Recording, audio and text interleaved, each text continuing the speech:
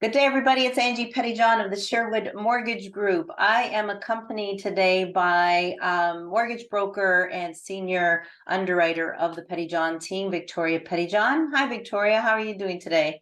Good. How are you doing? Good, good.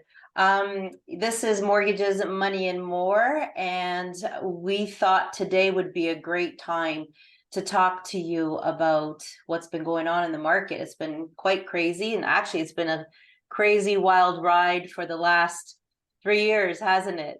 Yeah, it has. Yeah, yeah. So, we started off in 2020 not sure what was going to happen, and we were super, super busy. And as we all know, the market just like skyrocketed, and it was followed by a severe slowdown in 2021 and 10 rate hikes. My gosh, like I'm surprised we're still standing. Anyhow, let's chat about what's been happening recently. So we went through a bunch of rate hikes. We had an incredible announcement by the governor of the Bank of Canada, Tiff Macklem, in October that rates were going to be held.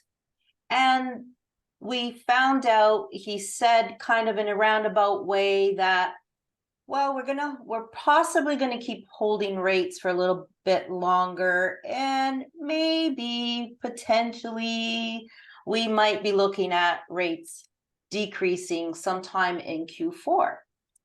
But what was interesting is that last week, he made another announcement.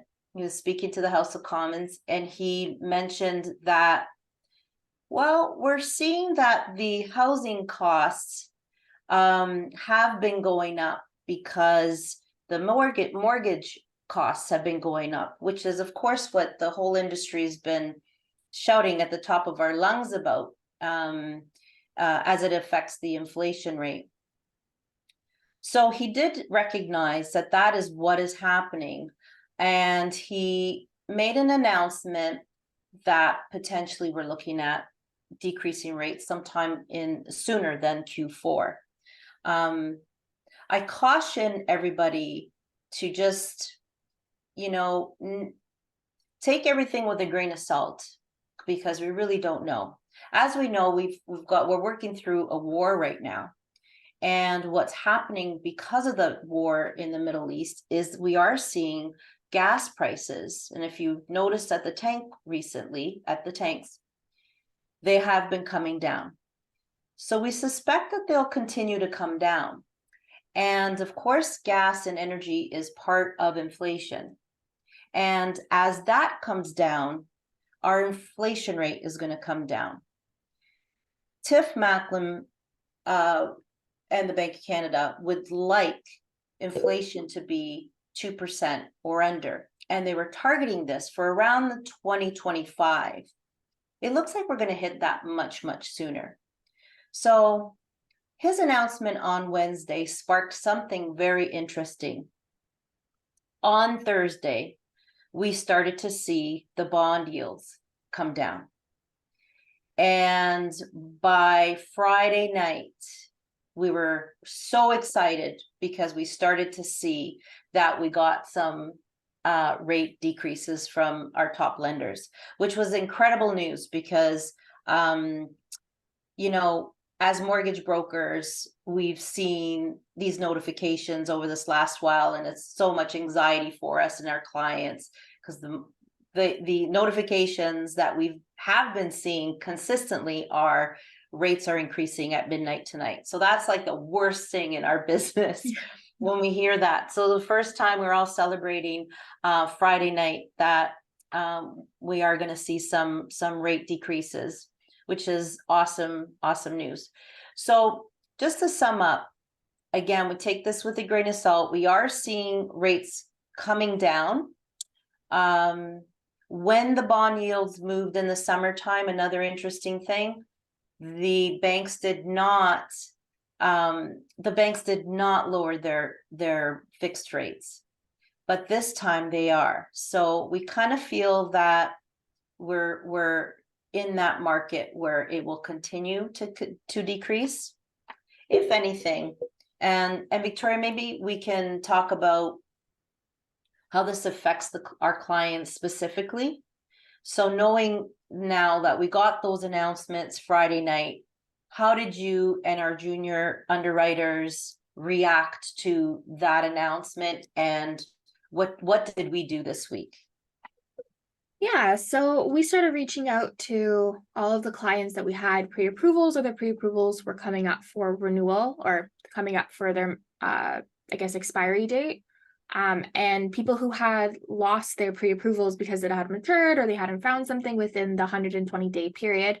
And what we did see was people who got rate holds and pre-approvals 120 days ago no longer qualified for the purchase price that they wanted. They got bumped out because even though it was only like a 25, sometimes 50 basis points bump up on the rates, it bumped people out of the rate. It bumped people out of their desired purchase price.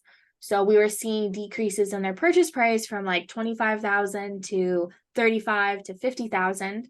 And it may not seem like that much money, but it could be the difference in someone finding a home that they really love versus not finding anything at all in their area. So with these decreases, we're seeing clients able to qualify and buy in the purchase price, I guess, zone or like ideal that they want now. So now people are able to do what they want. So we've been reaching out and we've been starting to collect new documents and like submit for more rate holds just in case the rates do go up, because we never know, because they could do the yo-yo. So Yeah. One question we always get is now the best time to buy, or is now the best time to consolidate and all that?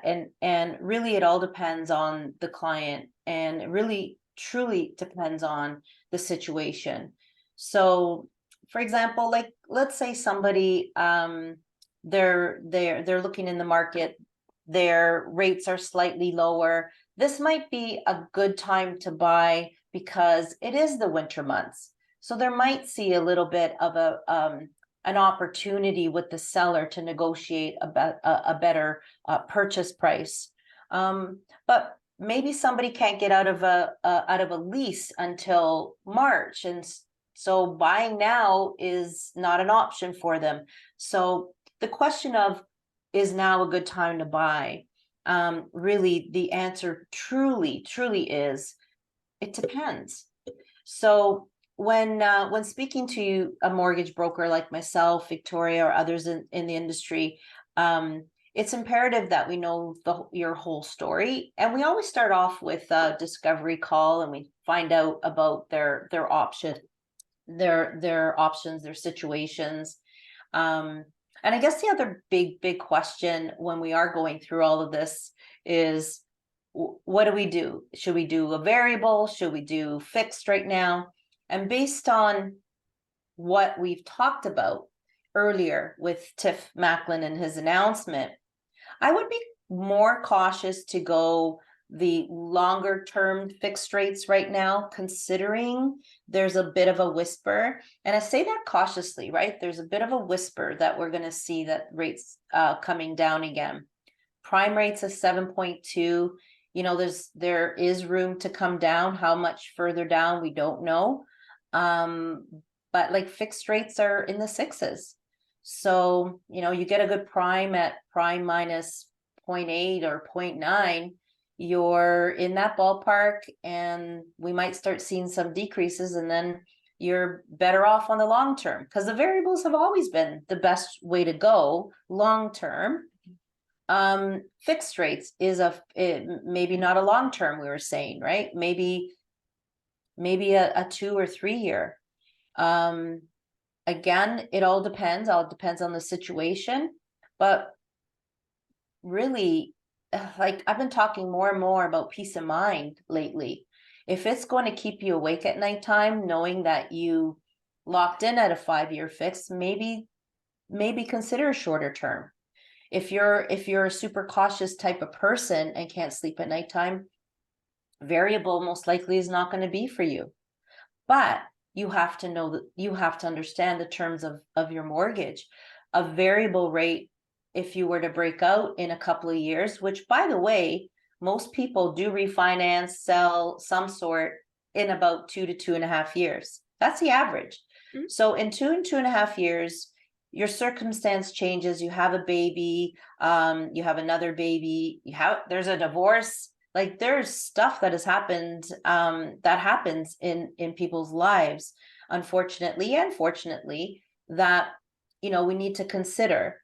And a variable comes with a 3-month interest penalty. And a fixed rate, on the other hand, you go fixed, does come with a interest rate differential and a calculation, basically owing the bank a certain amount of interest because that was your contract. So which one is better suited for you and your circumstance? And we go through all of this, when we're chatting with our clients. We give them their options. In the end, it's funny. Over the first couple of years of COVID, we did get phone calls saying, "Why did you put us in a variable?" It's not your mortgage broker is putting you in that variable. We all, and I know many mortgage brokers, we go through options with the client, and it is what is best suited for the client. The client makes the decision in the end, ultimately, and we're there to guide them as to what their penalties and fees are, based on one over the other. So that's it in a nutshell with respect to variable versus fixed. And people ask me, Angie, what would I do? Look, I'm a little bit riskier. Right now, if it were my mortgage, I would be considering variable, actually. But my circumstance at my age, size of my mortgage, all of that stuff can dictates that for me and my husband. And my answer may not be your answer.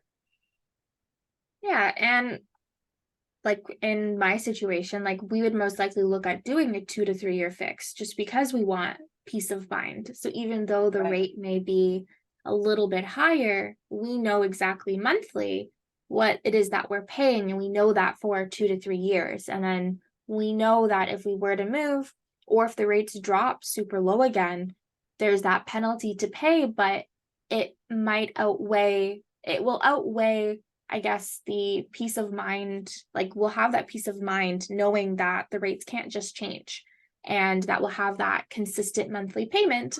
And then if we have to pay a penalty, then we pay the penalty to get a lower rate, but at least then we know for at least 2 to 3 years our monthly payment's not going to change. Yeah. See, and right here, there's the two of us. We're same family, but different circumstances, different stages of our lives. So it's a really good point. And that's again what we go through with our clients, just discovering and asking these types of questions so that they realize that in the end it has to suit their time of their life, and kind of foreshadow what's happening in a couple of years. A 5-year fixed the rates are slightly lower right now than the 4, 3 and 2s. But in the end, if these whispers are true, you may end up in a much higher rate in 2.5 years. But look, if that is what happens and you ended up in a 5-year fixed, you just reevaluate in 2 years, like Victoria said. You maybe the fees at that time will make sense. So you're never stuck in anything. And that brings up another point. The mortgage that you are signing up for, make sure that and we do this, we do make sure that there's portability. We've seen, hey Victoria, we've seen more ports well, I've been a mortgage broker for 15 years.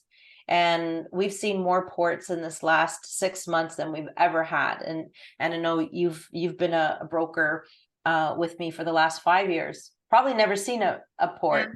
6 years. 60. Oh, sorry, 60. Oh my gosh, 6 years. Yeah. No, I haven't.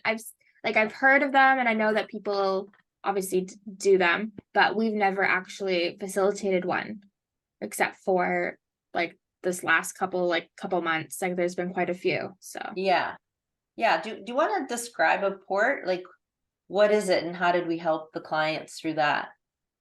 yeah, so a port is essentially taking your mortgage exactly how it is and moving it from one property to another. And that's why when we talk to you about lenders and your situation and all that stuff, it's really key to go through all of those points because not all lenders offer the portability, and they may only offer it with a couple different terms or rates. Like some don't do variable, some do both. So it's very key to know that so that you have the flexibility of moving your mortgage from one house to another, especially like what we've seen in the last like couple years where life happens. Sometimes you do need to upgrade. Let's say you start a family and or you just want a bigger house or you want a house with a pool or a nicer kitchen or a different area. But you no longer qualify for these higher rates, or you want to keep your low rate so that your Yeah. monthly payments are lower. Well, the port is a really good option because you're essentially just taking what you have and moving it over. You still need to qualify. You need to go through all the paperwork and qualifying to make sure that you can still like qualify and afford this mortgage because you're moving, you're essentially breaking your contract on the one house and then moving it to the next house. But it is a really, really good option for people because we've done it with people where their rates in the 2%. So that's almost 4 to 5% lower than what they could have gotten when they did it if they were to get a brand new mortgage. But Yeah. we've also done it where they were looking at porting and it didn't make sense because they needed more mortgage. So when you look at that, like some don't do a port increase, so their lender didn't allow it, so they couldn't, without the down payment, they couldn't move that mortgage over. So there's lots of different factors, but the portability is one of the key things that we look for when we are underwriting and looking for different lenders. Yeah, yeah, that's key. And another thing to be aware of right now is, I'm seeing lots of advertisement for these very low rate types of mortgages, but they're not describing what that means. There's 4.99 and you get in at 4.99, and I think it's actually reduced now because the bond yields have reduced for a very short period of time. It's really just to get into that mortgage. And then there's a high penalty to renew, and you can't not renew. So basically they're forcing the renewal into a 3, 4, 5 year term after that at a higher rate than if that's what you started off with. So, there's lots of things that you need to be aware of in the marketplace, and it's super important that you align yourself with a confident and knowledgeable mortgage broker, and one that has been around before, just so that you can get all the information at your fingertips that you need. Victoria, is there anything else that you wanted to ask me at this time? Yeah, I think going back to the variable versus fixed question. So we always get the question, it's like, well, the prime rate is so high, how come fixed rates are lowering? So how, I guess, kind of explain what the difference is between the fixed and the variable and how those two are calculated, because not very many people Yeah, understand and know what that is. yeah, that's an excellent question. So let's start with the variable rate. Okay, so the variable rate, today it's at 7.2. But anyhow, the Bank of Canada makes their decision on the overnight rate. That's not the variable rate. That's their overnight rate. They decide whether to increase it by a quarter point. Usually it used to only be quarter points, but we saw some 50-point increases over those last 10 increases. So when they decide to increase or decrease that overnight rate, the next day banks deliberate and they decide whether they should increase or decrease accordingly. Most often, not always, there is one bank that is slightly higher this, I think that happened in 2018. They were 15 points higher than anybody else. But for the most part, from what I've seen over the last 15 years of my career, the banks do increase the rate a same amount as what the Bank of Canada has increased. And what they do, that correlates to the prime rate. So prime, as I mentioned earlier, it is 7.2. And then there's a discount offered from the banks. So prime is 7.2. There are banks right now offering prime -5 to all the way up to prime minus 0.9. So your take home rate is that equation, prime minus 0.9, let's say. So that's your variable rate. Then the fixed rates, they do correlate in that they're similar, but and the bank and the variables for the longest time have been the better rates to go, like the lower rates. Maybe not the better rate for you, but it is the lower rate. I should qualify that. But the fixed rates now, what we do, they follow the bond yields. So right now, what's happening in the marketplace, as I mentioned earlier, the bond yields have been taking a bit of a nosedive. There was a slight increase this morning, but over a period of time, usually about 3-4 days of the bond yields coming down, the banks then respond by decreasing their fixed rates. And that's what we were talking about earlier, why the fixed rates have been coming down. So we've been consistently getting notifications of that. So those are the two things they're to follow. One is the Bank of Canada announcements every 6 weeks. They determine the overnight rate, and then the bank determines the prime the next day. The fixed rates correlate to the bond yields. Bond yields go up, rates go up. Bond yields come down, rates go down. So those are the two, I guess, vehicles of looking at the rates. Yeah, so that is, I think we've covered everything. Victoria, if you have anything else, I'd love to answer them. No, I think we covered everything. That's awesome. Okay. Thanks, everybody. Again, this is Mortgages, Money, and More. I am Angie Pettyjohn, mortgage broker with Sherwood Group. Victoria Pettyjohn, mortgage broker. We are with the Pettyjohn team, and we're at your service at any time you want to ask us any questions.